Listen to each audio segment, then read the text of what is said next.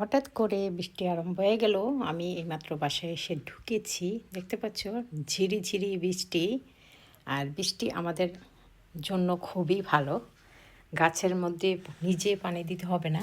এই যে মাশাল্লাহ, এই যে দেখতে পাচ্ছ ঝিরিঝিরি বৃষ্টি হচ্ছে চারিদিকে। আমার অ্যালোভেরা গাছটা খুবই সুন্দর, ঢলে ঢলে পড়ে যাচ্ছে। এটা আপনাদের ভাই লাগিয়েছে, কি যেন এটা ফুল আসবে জানি না।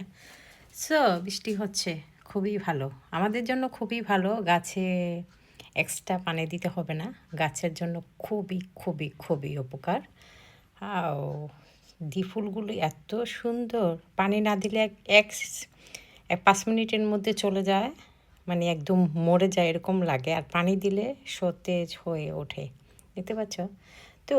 আমাদের এই যে করলা গাছ, লাউ গাছ, ঝিরিঝিরি বৃষ্টি পড়তেছে, খুবই খুবই খুবই খুবই খুবই ভালো।